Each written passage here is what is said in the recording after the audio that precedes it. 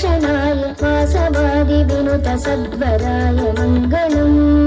कोसलेशाय मन्दहासदासपोषणाय वासवादिविनुत सद्वराय मङ्गलम्।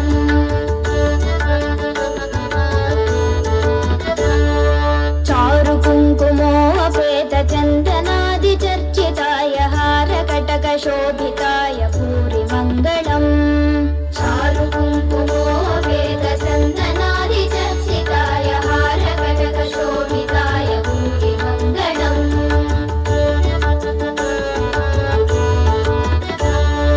ललितरत्नकुण्डलाय तुलसीवनमालिकाय दलदसदृशदेहाय चारुमङ्गलम्। ललितरत्नकुण्डलाय तुलसीवनमालिकाय दलदसदृशदेहाय चारुमङ्गलम्।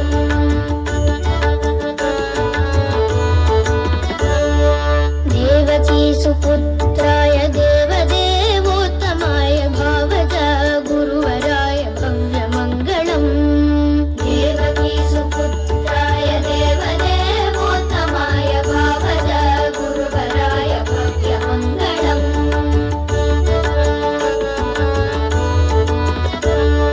पुण्डरीकाक्षाय पूर्णचन्द्राननाय अण्डजातवाहनाय अतुलमङ्गलम्।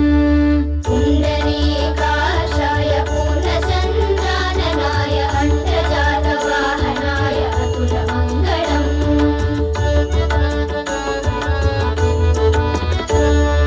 विमलरूपाय विविधवेदान्तवेद्याय सुमुखचित्तकामिताय शुभ्र